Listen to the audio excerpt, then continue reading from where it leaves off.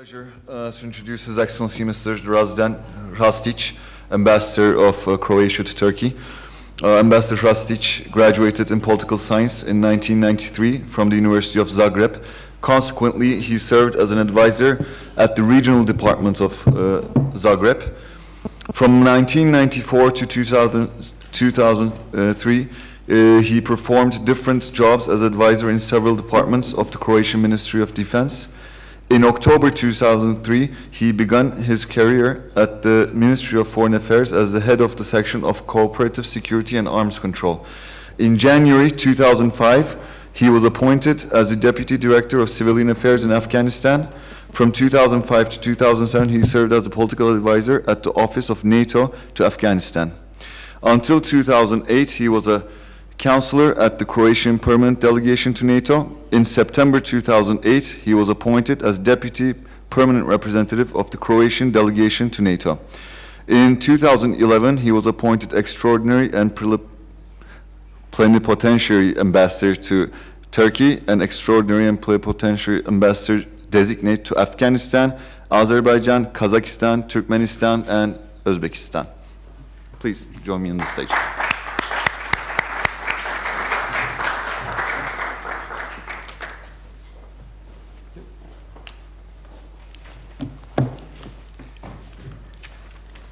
It's my pleasure and honor to be here with you today. I'd like to thank the Institute for Cultural Diplomacy for inviting me to speak before this distinguished audience after the impressive lecture of my very good friend and colleague Milan Jazbec. I will be dealing with more down-to-the-earth issues, and I will present Croatia as study case. I will present Croatia as a country that is one of the most successful stories of the countries that, among the countries that went through the terrible war, through conflict resolution, peace building to NATO and the soon-to-be EU member. Since I've been here for a year or so, and I have realized there is a huge lack of basic knowledge about my country. Because of that, and I've heard that we have participants from all around the globe, I will tell a couple of words telegraphically about my country before I proceed. Croatia, as Turkey, is a multi-regional country located in Central Europe, Mediterranean, and the Balkans, with the neighbors, as you can see, Slovenia, Hungary, Italy, Bosnia, Serbia, and Montenegro. We have rather small population, and as well as the territory. We are parliamentary democracy, and unfortunately our GDP has dropped the last couple of years to 61% of EU average, and at the same time Turkish one has risen at around 50%. I will not bother you with the history, but Croatia Croatia's location was until quite recently a curse. Now we hope that it's going to be, and we believe that it is, a blessing. To make story short, after many turmoils, Croatia was divided between Habsburg Empire, Venice Republic, and the Ottomans. Our capital was Vienna until 1918, and between 1918 and 1991 it was Belgrade, even though almost all the time we had our parliament and suburb. After 1945, Croatia was part of Socialist Federative Republic of Yugoslavia, and of course the communist regime fell down in 1991. More importantly, for Croatia's study case is our recent history. After the first elections, we unfortunately were exposed to aggression and war. 1/3 of the country was occupied, and between 1991 and 1995, we were doing everything possible to liberate the country, and we were successful in it. Last military operation was done in 1995. But more importantly, Conflict resolution and peace-building efforts were done between 1995 and 1998, and the remaining part of the country was peacefully reintegrated. And on the Croatian soil, we had more than 10 UN missions, and they are still considered as the most successful in the history of the United Nations. If we very shortly say about the period between 1995 and 2000, it was post-war reconstruction, and substantial political, social, economic, I would say, democratization process has started in year 2000. And it has resulted with the NATO membership 2009 and next year the EU membership. As far as Croatia's foreign policy priorities are concerned, as you can see, the European and NATO membership is among the most important, and we consider these two organizations as our community of values. Croatia was a security recipient for a number of years, and we have become a quite important security provider in practically all UN peace efforts and missions, as well as the NATO's and the European Union ones. As far as bilateral relations are concerned, we are very much focused on the region of Southeastern Europe, the Balkans, on the cooperation with the key partners, among, of course, which United States have special status, and economy. Economy is becoming the most important the most important file for Croatian diplomacy. As far as Croatia's accession to the accession process to the EU is concerned, it has started in 2001. And it will finish in 2013. Remaining steps are ratification process that is very well underway. About 1/3 to countries have already ratified it. Integration and full membership, as you can see, next year, 1st of July. Same goes for NATO. We've started with the whole process in 2000, and we joined NATO in 2009, but we have been active in NATO operations, particularly in Afghanistan, since 2003. We have joined NATO in 2009, and one of the evidences of our full integration is the fact that Assistant Secretary General of NATO for Public Diplomacy, who is also in charge of the cultural diplomacy, is a former Croatian foreign minister.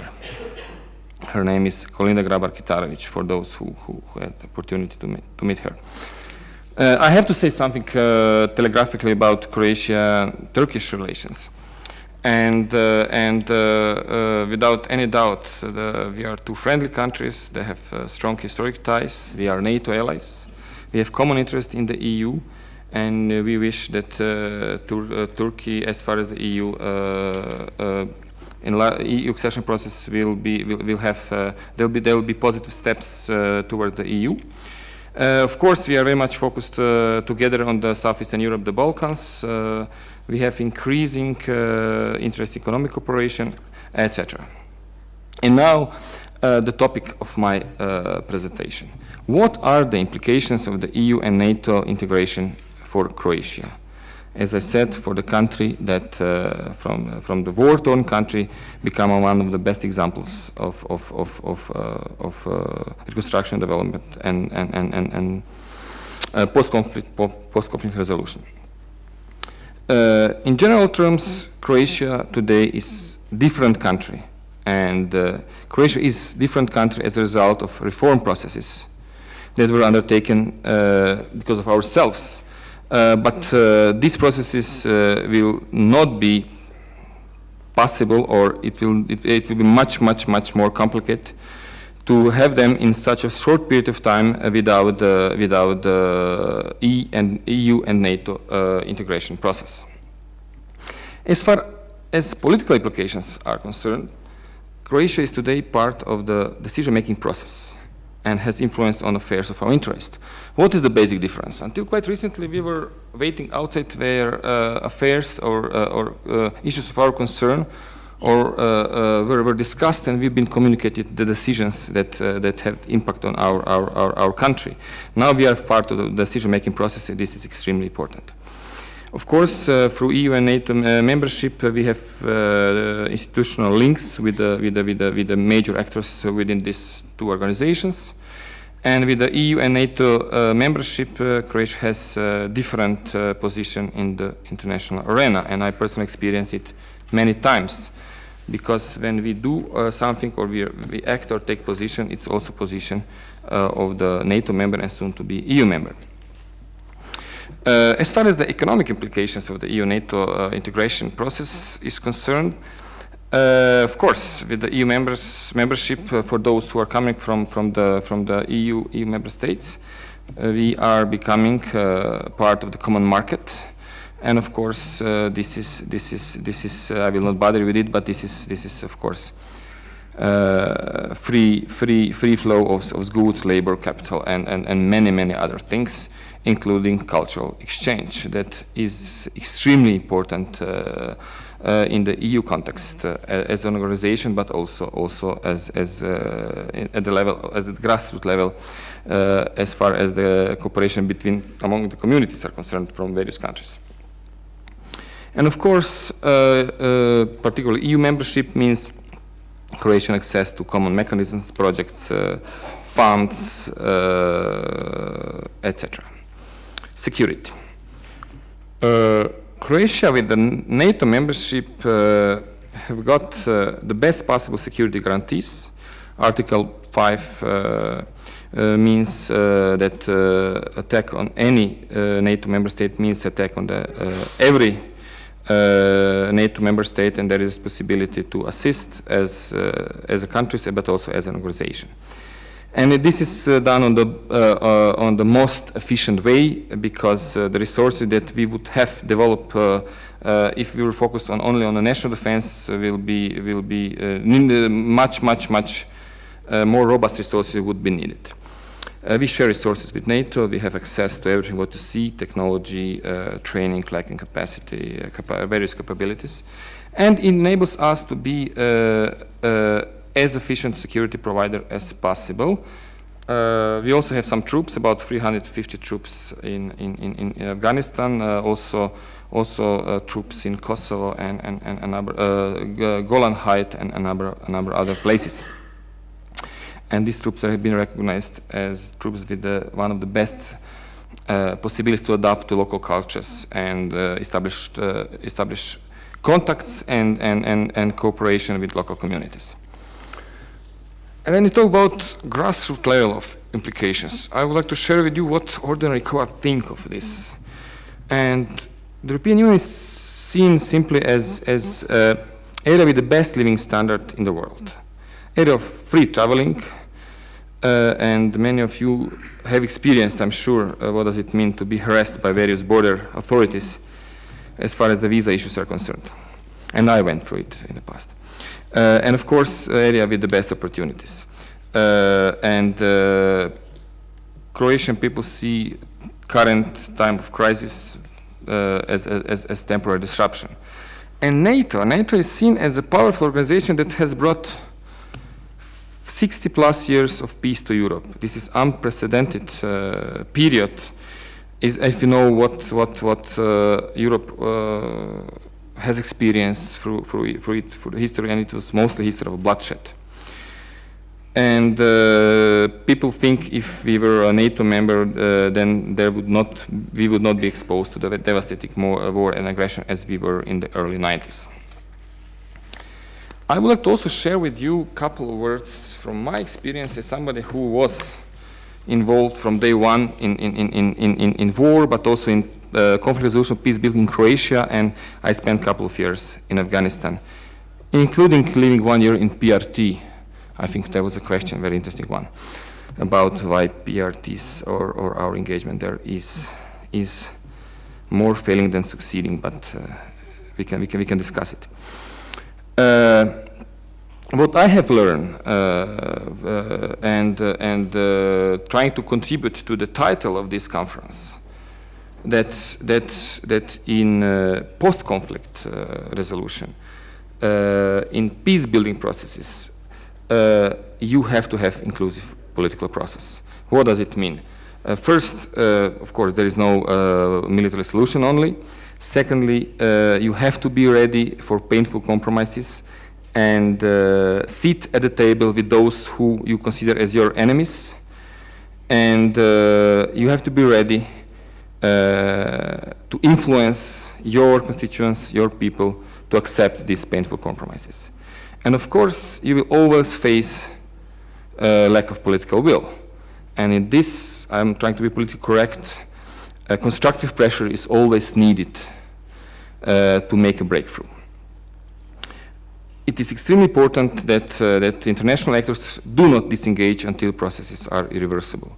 We have very successful examples in the Balkans, and so far not as successful examples in the other areas of conflict, including Afghanistan. Reconciliation is a vital part of conflict resolution. I have seen it in the Balkans, and I personally did not believe that reconciliation can't be as successful as it was. And spending time in Afghanistan, I also have witnessed that it is absolutely possible, but it has to be done on the way that local cultures, local traditions, etc., are respected. And I think it is one of the biggest mistakes when it is not expected. Solution of the conflict based on universal values and local specificities, I just mentioned it before. And what I have witnessed is the fact that institution building is the most critical issue. And in both areas, in the Balkans, in Afghanistan, and other places. If you have certain lack of political will, but process of institutional building in place, mostly pushed or encouraged by international community, you are building the basis for success. And if you have just political will without parallel process of institutional building, you have a great chance to fail. And allow me to conclude with three very simple things. Despite of the current difficulties the European Union is facing, we in Croatia believe in the benefits of being a member and the positive outlook for the future of the EU. I know that it does not look as promising today with all bad news that we are receiving, but I think that after this turmoil, Europe and European Union will be stronger than ever and more united than ever. And as far as the NATO is concerned, there are many who think that it is some of the leftovers of the Cold War, etc. But NATO has, according to my opinion, opinion of my country, an indispensable role as a security actor. But of course, NATO has to continuously adapt to changing realities and concerns of non-NATO actors. And of course, to work more to avoid perception that NATO is acting against anybody. Again, NATO is not acting against anybody, and NATO is protecting the values and the territories of its member states. And of course, Turkey, our host country, we see as an extremely important country with the perspective of playing even more prominent role in the international arena. I think I don't have to explain it, we can witness it every day. I will try to be as short as possible since we are behind the schedule. Thank you very much.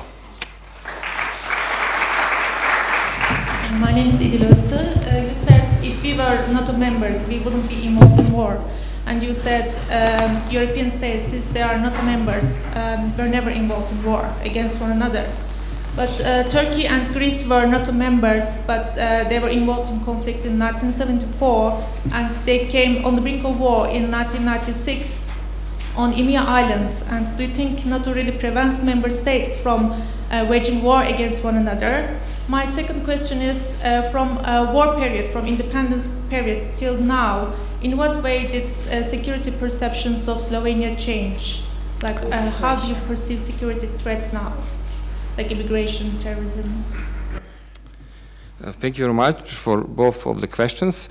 As far as the first question is concerned, of course, this is an extremely sensitive issue, and I have to stay with as Croatian ambassador in the framework of political correctness.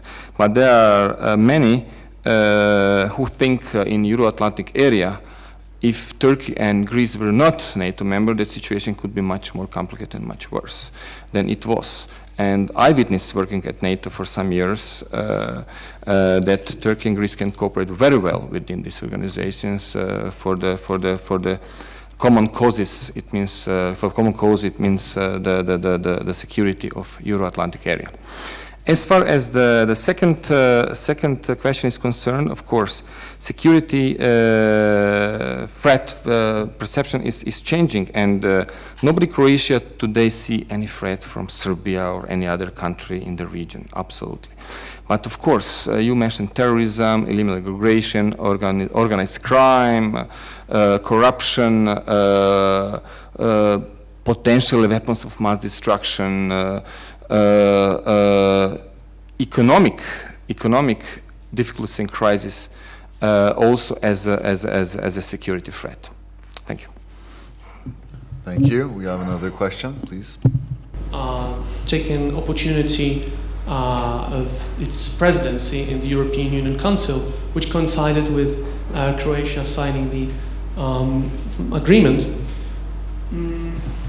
And my question is, do you think that there is any potential for cooperation between the so-called new EU member states, which have the common experience of the last years of transformation from totalitarian to democratic rule, to somehow cooperate or establish certain agenda, be it on the governmental or NGO level, social level, just first to create this mutual understanding among the so-called old EU members, and also to serve as an example for countries that await their transition, such as those countries in North Africa or the countries in the eastern part of Europe. Thank you very much for this question and giving me the opportunity to say something about it. But I think first of all, what we have to say as far as the EU and Europe is concerned, of course, there have been many successes and good stories, but not good enough in terms of inclusiveness, various cultures, which are extremely important for social integration of all the communities. And of course, in some European countries, there are problems related to the lack of integration and related to the efforts that were more focused on assimilation than integration. I think there are very positive, there are good intentions to change it, and actually it's a necessity. As far as the so-called new EU member states and old EU member states are concerned, I think that EU member states, the new EU member states definitely can provide,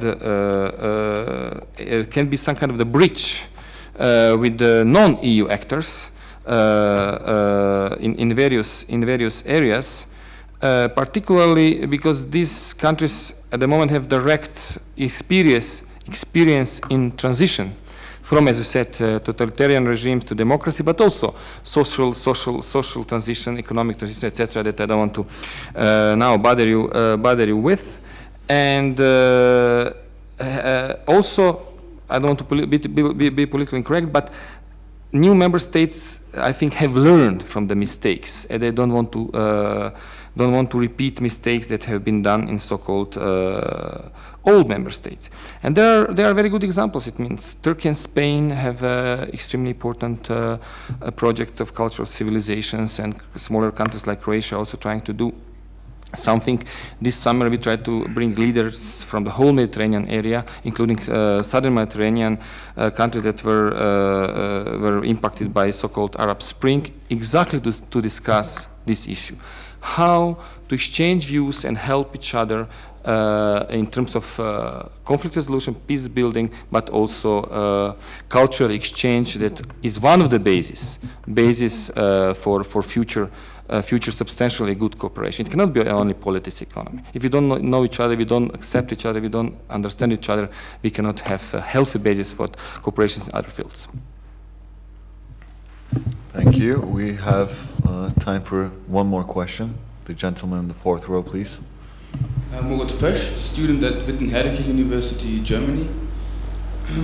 I just had one comment. Maybe when being in Zagreb, I had the feeling that the grassroots situation is not so coherent, maybe as you presented it. I think there are maybe many people who find it as a relief, you know, to have the possibility to go into the EU. On the other hand, this integration probably also stops processes of finding a shape, I mean, culturally for Croatia that have been started before. So how to combine these two, and maybe what is Croatia going to do in the EU or with the EU in the future? Thank you very much for the question. If I understood it correctly, as far as the Croatian coherence of Croatian opinion of the Croatian people on the EU and NATO.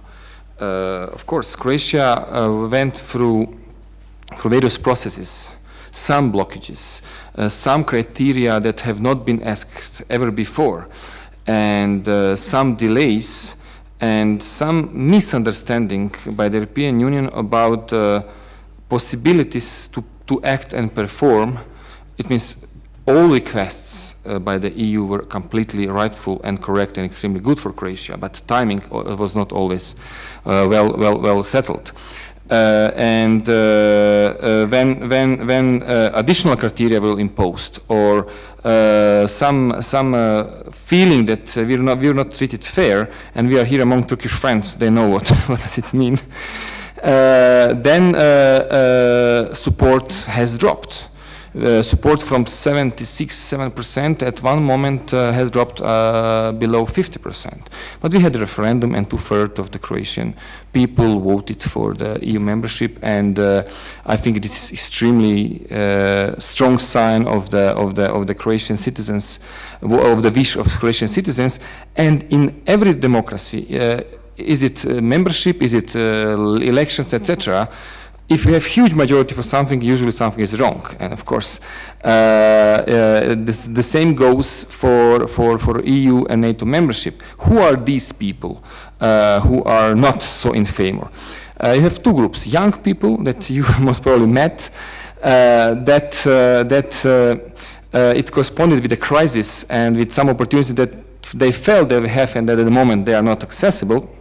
And so-called sovereigntists, that we regain our independence after almost 100 years, and now they have feeling we are giving it up again after 20+ years of independence. As far as the Croatia and the EU, what we are going to do as with NATO and other, we will try to be as good member as possible. Not only be focused on how to take something from the EU, but also how to give. These are the healthy basis for good performance within the organization, within the integration, and we have already proved it within NATO.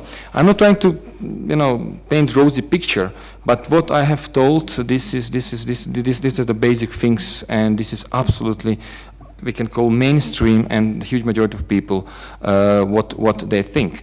And on top of everything, in time of economic crisis, and Croatia is unfortunately being hit by economic crisis as many other European states, then you have to streamline and focus your unhappiness or frustration, and then you usually focus it on the actors, organizations that you see as seen as bright future immediately, and it is not happening. That's usually behind it. Thank you. Thank you very much. That officially ends our morning session. I'd like to thank His Excellency for this presentation, and of course the participants for their excellent input.